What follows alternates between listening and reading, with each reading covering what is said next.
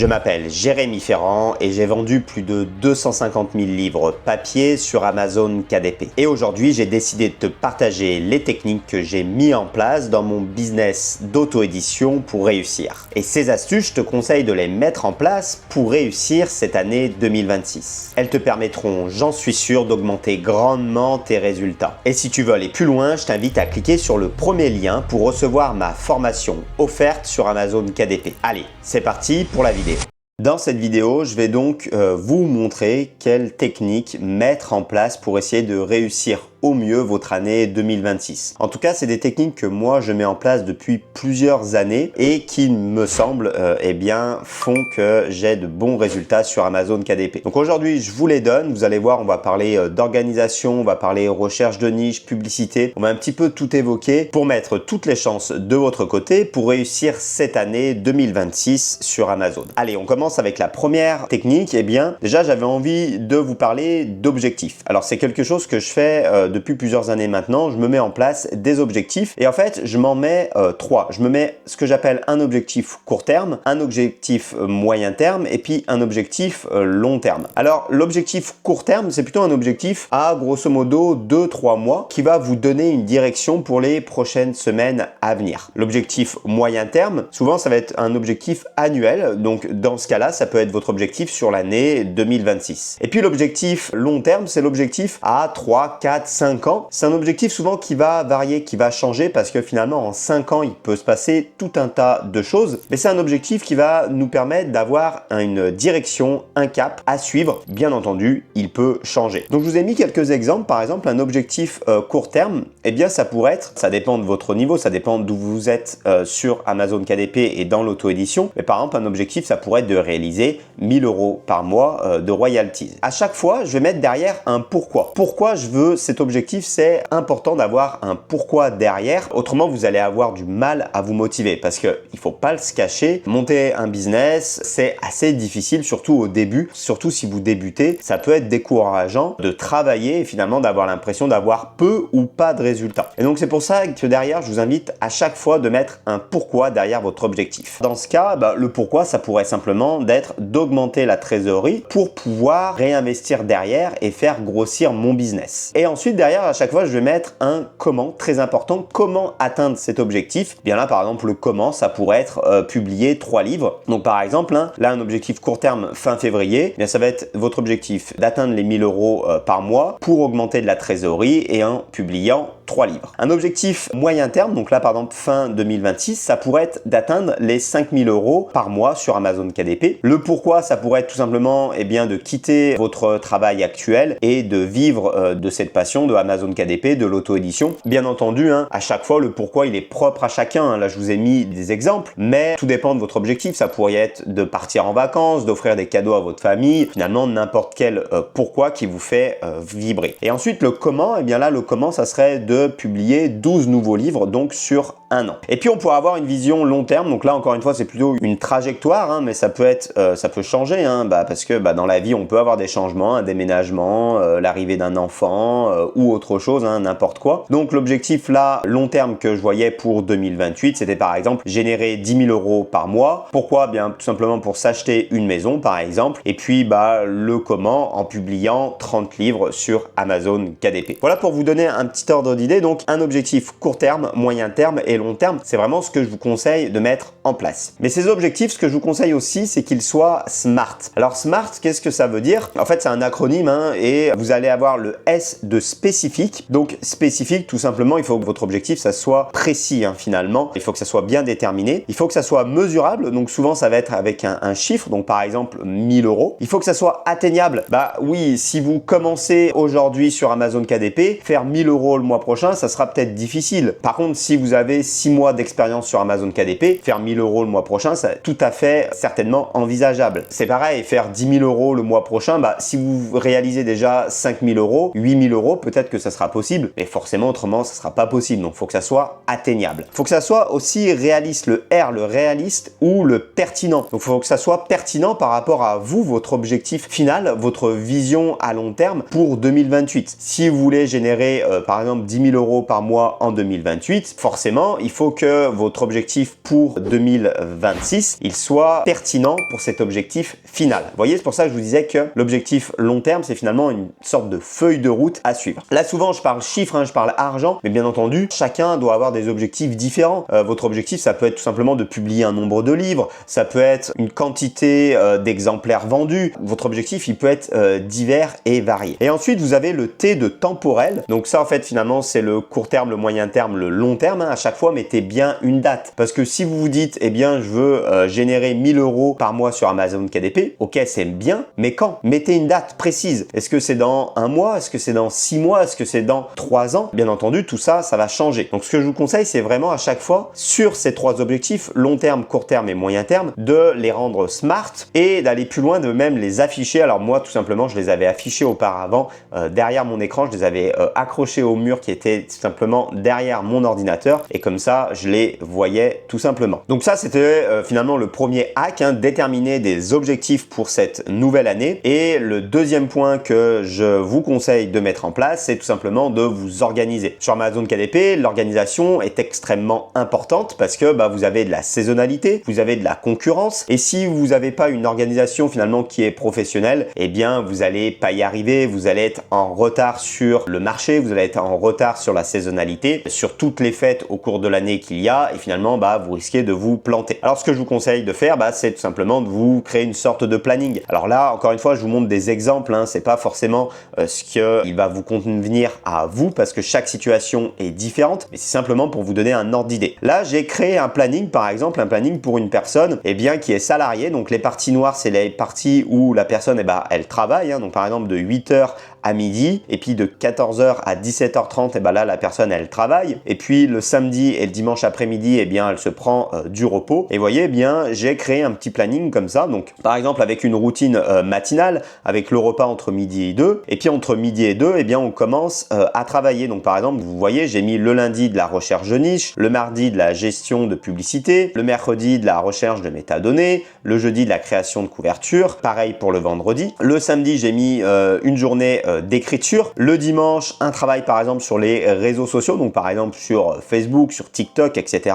Et puis le soir en rentrant du travail, aussi toute une partie écriture, création de livres, parce que on va pas se le cacher, c'est quand même souvent le plus long. Alors bien entendu, certains vont déléguer, donc ce planning là d'écriture, ça sera différent parce que vous allez déléguer et vous passerez plus de temps sur d'autres fonctions, mais c'était vraiment pour vous montrer un ordre d'idée. Alors moi, ce que j'aime bien conseiller souvent, c'est plutôt de travailler le matin. Donc là, sur l'exemple planning, j'ai mis plutôt de travailler le soir, mais souvent ce que je conseille, c'est plutôt de travailler le matin avant de partir au travail. En tout cas, moi, c'est ce que je faisais quand j'étais salarié, tout simplement parce que le matin, souvent, on est frais, on est en pleine forme. Alors, il nous faut un petit moment pour se réveiller, donc une petite routine matinale pour se réveiller, pour être en bonne forme, donc prendre, je sais pas, une demi-heure, une heure pour être en forme. Mais ensuite, une fois que vous êtes bien réveillé, là, moi, je vous conseille plutôt de travailler sur votre business Amazon KDP et ensuite d'aller à votre travail. Encore une fois, si vous êtes salarié, si vous n'êtes pas salarié, c'est une organisation qui est différente. En tout cas, moi, c'est ce que j'avais mis en place. Pour vous donner un ordre d'idée, je me levais assez tôt, je me levais autour de 4h du matin, je me préparais, je travaillais pendant au moins 2 heures sur mon business et puis je partais après travailler vers 7h, 7h30. Voilà, donc ça, c'est selon moi une bonne solution. Bien entendu, chaque personne est différente, donc adaptez votre planning à votre situation personnelle. Deuxième étape dans le planning, c'est de tout simplement réaliser un espèce de planning annuel. Donc là, vous voyez, j'ai fait quelque chose de très simple, mais pour atteindre vos objectifs, les objectifs, c'est ce qu'on a vu juste avant, vous allez devoir publier un certain nombre de livres. Donc d'abord les réaliser et ensuite les publier. Donc tout simplement, j'ai mis un exemple, mais en janvier, on pourrait dire,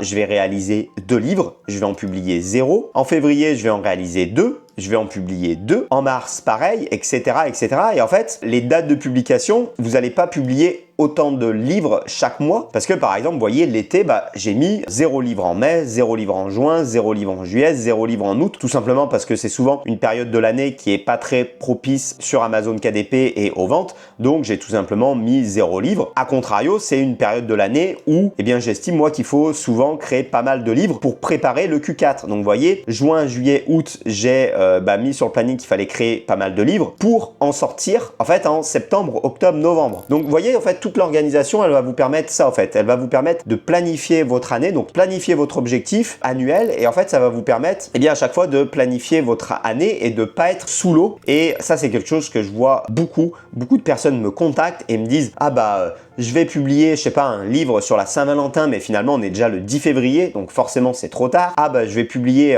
un calendrier de l'Avent, mais en fait on est déjà en novembre, donc forcément c'est trop tard. Et en fait c'est tout simplement que les personnes elles sont pas arrivées à s'organiser. Et donc c'est vraiment quelque chose que je vous conseille de vous organiser avec un planning mensuel, avec un planning annuel, avec un planning par exemple chaque semaine. Voilà, trouvez votre méthode d'organisation. L'objectif c'est pas de faire quelque chose de trop complexe, c'est juste de trouver une méthode qui vous convient et qui va vous permettre de réussir cette année 2026. Troisième point que je voulais évoquer avec vous, alors là on va rentrer plutôt dans le vif du sujet, c'est sur les niches. Alors trouver des bonnes niches, on le reverra juste après, mais surtout ce que je vous conseille au début, surtout si vous débutez, c'est d'aller dans des niches différentes et variées. Parce que je vois beaucoup de personnes qui ont une idée.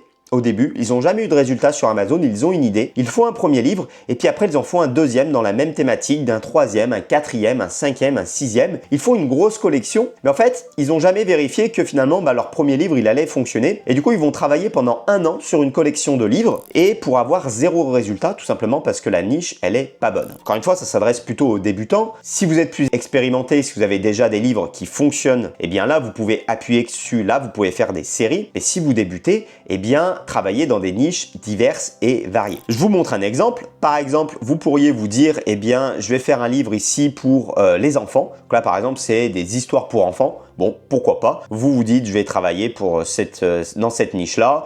Je vais travailler pour les enfants de 6-8 ans et je vais faire un petit livre d'histoire dessus. Et puis, une fois que vous avez terminé ce livre, vous pourriez vous dire, je vais faire un livre, par exemple, érotique. Voilà, plutôt pour les adultes. Vous voyez, on va aller vraiment dans des niches très différentes et variées et vous allez tester différentes choses. Des guides, du low content, un carnet de coloriage ou je ne sais quoi. L'idée, c'est de pas vous enfermer au début dans une seule thématique, tout simplement parce que vous savez pas ce qui va fonctionner. Souvent, on se dit « Ah oui, mais moi, je veux écrire que là-dessus parce que moi, j'aime que tel type de sujet. » Bon, selon moi, c'est dommage. Ouvrez vous l'esprit, renseignez-vous sur d'autres domaines, sur d'autres sujets, testez, essayez. Alors bien sûr, ne travaillez pas sur un sujet où vous avez vraiment pas envie, qui vous fait pas envie. Je sais pas, si vous aimez pas la politique, vous n'allez pas écrire un livre sur la politique. Mais des fois, peut-être qu'on aime bien le sport et qu'on peut faire un livre sur le sport. Et puis peut-être qu'on aime bien, je sais pas, les livres de fantasy et qu'on peut écrire un livre de fantasy. Vous voyez, c'est des choses totalement opposées, mais finalement, où vous pourriez trouver, vous, personnellement, un intérêt. Voilà, donc je dis pas d'aller travailler dans des niches que vous n'avez pas envie de faire. Non, il faut prendre du plaisir, mais